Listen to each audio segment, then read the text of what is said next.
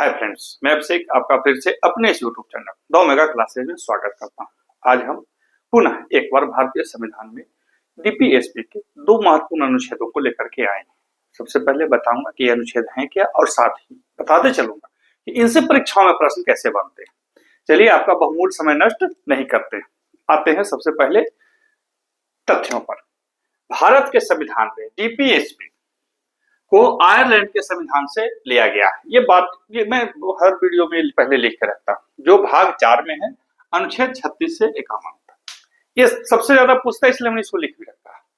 यह न्यायालय में वाद योग्य नहीं है परंतु शासन में मूलभूत है। न्यायालय में वाद योग्य नहीं है परंतु शासन में मूलभूत है। क्या है, कैसे है, इसको हमने पहले भी बता रखी है, आप देख सकते हैं। अब है अगला अनुच्छेद 42। याद रखिए 36, 37, 38 क्रम में हमने रखा है, सबको आप देख सकते हैं। और हाँ, इनसे संबंधित एमसीक्यू कैसे पूछ जाते हैं वो भी हमने बना के रखा है, आप इसको देख सकते हैं। अनुच्छेद 42 देखिए, संविधान जब भी आप पढ़ते हैं ना फ्रेंड्स, तो उसको शब्दों को ध्यान दीजिए, सब बन जाएगा। शब्द पर ध्यान नहीं दीजिएगा नहीं बन पाएगा, दिक्कत होगा। अब देखिए, मैं शब्दों को एक ही बार आपको ऐसे रटा तो नहीं दूंगा, समझा दूंगा कि समझ जाइएगा। काम यानी कि कार्य कि न्याय संगत और मानवोचित दशाओं का तथा प्रसूति सहायता का उपबंध। यहाँ पे काम, जहां पर भी आप काम करते हैं, नौकरी चाकरी के लिए जो आप दौड़ धूप कर रहे हैं, वहां पे दो चीजें, पहला न्याय संगत और मानवोचित दशा तथा प्रसूति सहायता। तो याद रखिए, प्रसूति सहायता किन्हें दी जाएगी? महिलाओं को दी जाएगी, वहां पुरुष नहीं होंगे। लेकिन ये दो चीज, न्याय संगत और मानवोचित दशा, दोनों को दिया जाएगा, यानी कि पुरुष और महिला दोनों को दिया जाएगा। इस डिफरेंस को याद रखिएगा। संविधान में लोग पढ़ते हैं, इस सब चीज को ध्यान नहीं रखते, तो गड़बड़ा जाते हैं। तो काम की न्याय संगत और मानवोचित दशा तथा प्रसूति सहायता। अब मानवोचित कार्य दशा में क्या होता है? एक तो हो गया न्याय संगत। यहाँ पे न्याय संगत का मतलब हो जाता है कि अन्याय तताई वाला काम नहीं कराना है, न्याय संगत होना चाहिए। मानवोचित कार्य दशा में क्या क्या हो जाएगा? कार्य का समय, सुरक्षित कार्यस्थल। सुरक्षित कार्यस्थल मतलब जहां भी काम हो रही है तो वहां पे क्या होना चाहिए? अग्निशामक कुछ चीज होना चाहिए जो आग को बुझा सके, हवा होना चाहिए, पानी पीने का होना चाहिए, वॉशरूम होना चाहिए, जो कि आदमी के नेचुरल नीड की चीज होती है। उचित विश्राम। उचित विश्राम मतलब उसे खाने पीने का समय दिया जाना चाहिए। ऐसा ना हो कि हर तो आप हमारे यहाँ 8 घंटा 10 घंटा काम कर रहे हैं तो हम आपको खाने का भी समय नहीं देंगे, नाश्ता करने, ऐसा नहीं हो सकता। विश्राम होना चाहिए। अवकाश। अवकाश का मतलब आप 8 दिन पर 1 दिन छुट्टी आपको देना ही पड़ेगा। अगला क्या है? बाल श्रम एवं बंधुआ मजदूरी नहीं होना चाहिए। तो ये सब मिलके किस में आते हैं? काम करने की मानवोचित कार्य दशा में आते हैं, जो कि न्याय संगत भी है। ठीक है। और इन सारी चीज जो अभी हमने बताया वो अनुच्छेद 21 एवं 23 से सीधे जुड़ा हुआ है। अनुच्छेद 21 एवं 30 से सीधा जुड़ा हुआ है। अनुच्छेद 21 गरिमापूर्ण जीवन, 23 बलात्श्रम। बलात्श्रम समझते हैं ना, बंधुआ मजदूरी नहीं, बाल श्रम नहीं कराना है, किसी भी सुकोमल शरीर से ऐसा कोई काम नहीं कराना है जिससे उसके शरीर पर, मन पर बुरा प्रभाव पड़े। तो अनुच्छेद 42 जो है वो काम की न्याय संगत और मानवोचित दशा। तो मानवोचित दशा में ये सब चीजें समाहित होती हैं। देखिए फ्रेंड्स, जब संविधान पढ़ते हैं तो उसको डिटेल से पढ़िए ताकि चीजें गड़बड़ाए नहीं।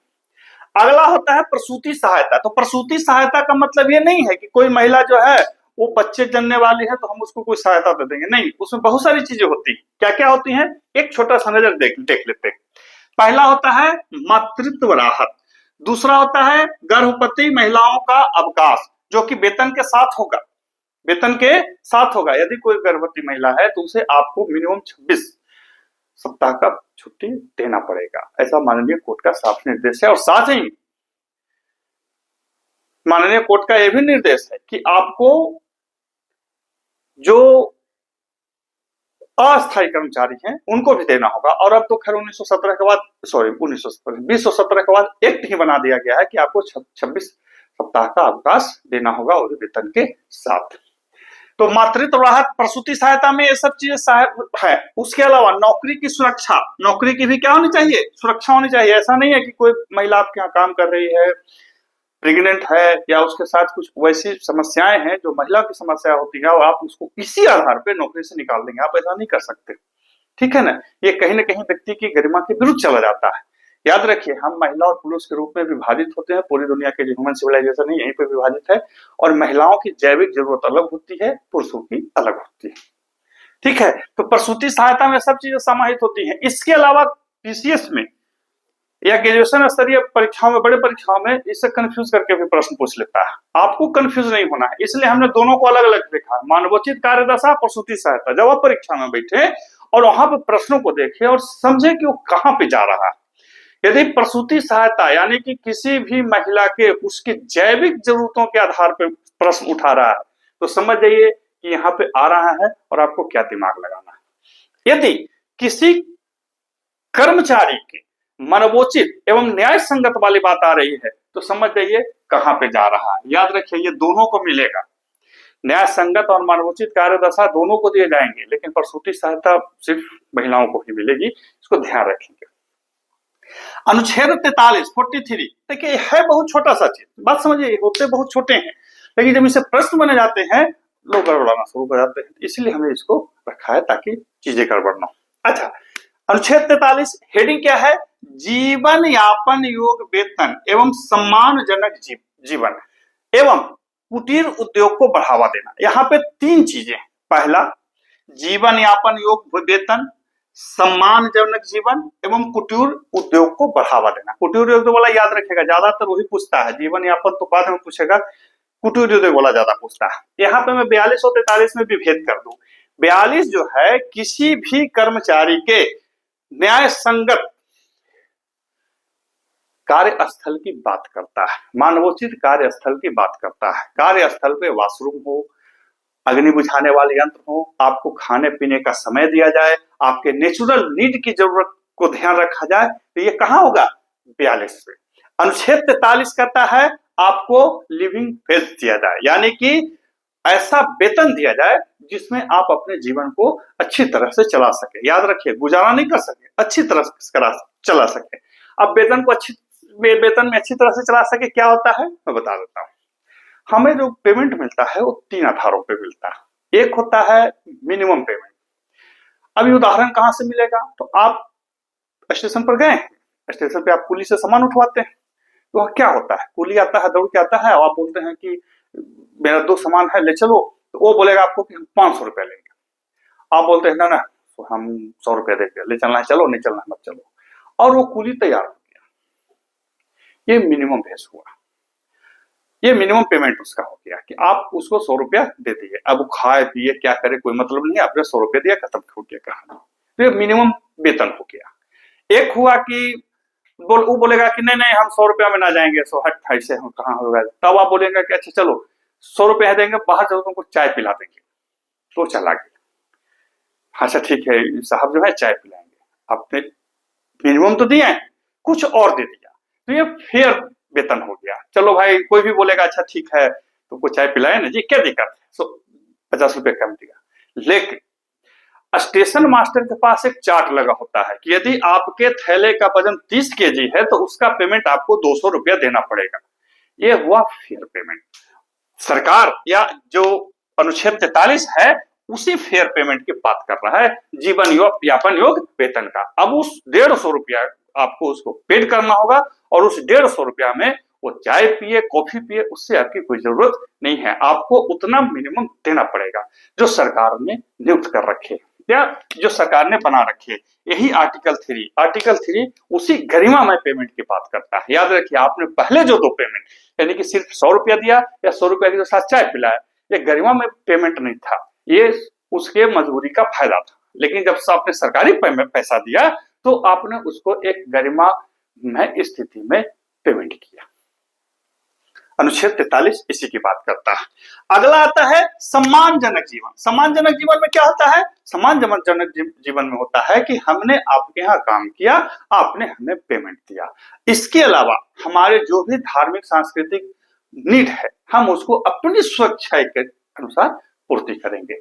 हम मंदिर जाए, हम मस्जिद जाए, हम गुरुद्वारे जाए, हम भजन गाएं, हम जो गाएं, उसमें कंपनी का कोई या नियोक्ता का कोई हस्तक्षेप नहीं होगा, ताकि भारत में धर्म परिवर्तन जैसा मामला या अन्य कोई वैसे मामला जो सामाजिक बुराई को जन्म देता हो न पनपे। अनुच्छेद 43 उसकी भी बात करता है। याद रखिए अनुच्छेद 43 के सम्मानजनक जीवन में ही अवकाश भी आता है, उसके सांस्कृतिक स्थिति भी आती है, बच्चों के शिक्षा बढ़ाने के लिए भी आती है, वो खुद से भी पढ़ सकता है। ये सब चीजें सम्मानजनक जीवन में ही आता है। अब कहिए कि परीक्षा में पूछेगा तो कैसे समझेंगे? तो परीक्षा में बैठिए, सवाल आए वहां पे खुद को रख के देखिए कि क्या होता है। यदि आपको लगा कि हमारा सम्मान में वृद्धि हो रहा है तो अनुच्छेद 43 का पालन हो रहा है, और यदि आपका सम्मान में घटती हो रही है तो अनुच्छेद 43 का पालन नहीं हो रहा है और वो कानून सही नहीं है। अगला आता है कुटीर उद्योग का बढ़ावा देना। गांधी जी का कथन था कि कुटीर उद्योग को बढ़ावा देना चाहिए, तो अनुच्छेद 43 उसी कुटीर उद्योग को बढ़ावा देता है, और इसको आपको ध्यान रखना होगा। यहाँ से 2 तरह के प्रश्न पूछेगा। कुटीर उद्योग को बढ़ावा देने के लिए डीपीएसपी का कौन सा अनुच्छेद है? तो 43। और यह किससे प्रेरित है, यह किसके विचार से प्रेरित है? तो गांधी जी के विचार से प्रेरित है। गांधी जी का मानना था कि जब पूरे देश में छोटे छोटे कुटीर उद्योग होंगे तो इससे हमारे देश की जो गरीबी है वो बहुत तेजी से घटेगी और हम संपन्न होंगे। हालांकि पंडित नेहरू का यह मानना था कि नहीं, हमें बड़े बड़े उद्योग लगाने होंगे ताकि हम अपने देश को तीव्रता से प्रगति के पथ पर ले जाए। एक दोनों में, मतलब महात्मा गांधी जी में और पंडित जवाहरलाल नेहरू जी में बहुत बड़ा कॉन्फ्लिक्ट था दोनों के बीच में। चलिए अगला देता है 43 का क। ये दोनों भी ज्यादा पूछता है। 43 का क, उद्योगों के प्रबंधन में कामगारों का भाग लेना। कहिए कि श्रीमान 42/1976 क्या लिख दिए हैं? तो 42वें संविधान संशोधन के द्वारा 1976 में जोड़ा गया था। ये दोनों पूछता है। कौन सा अनुच्छेद उद्योगों के प्रबंधन में कामगारों को भाग लेने को सुनिश्चित करने को कहता है? तो 43 का क। यह कब जोड़ा गया? 1976 में। कौन से संविधान संशोधन विधेयक में? तो 42वें संविधान संशोधन वाला में। आप कमेंट करके बताइएगा कि प्रधानमंत्री उस समय देश के कौन थे। अगला है 43 का ख, सहकारी समितियों की अभिवृद्धि। सहकारी समिति मतलब कोऑपरेटिव जो सोसाइटी होते हैं उनकी अभिवृद्धि, ताकि लोग जुड़े और व्यापार आगे बढ़े। तो ये कब जोड़ा गया? ये जोड़ा गया 2011 में 97वां संविधान संशोधन के द्वारा, जो एक्ट बनता है उसके द्वारा। याद रखिएगा, यहां से दोनों पूछेगा। सहकारी समितियों की अभिवृद्धि 43 का ख, उद्योगों के प्रबंधन में कामगारों का भाग लेना 43 का क, एक तो 42वां संविधान संशोधन 1976, एक तो 97वां संविधान संशोधन 1911।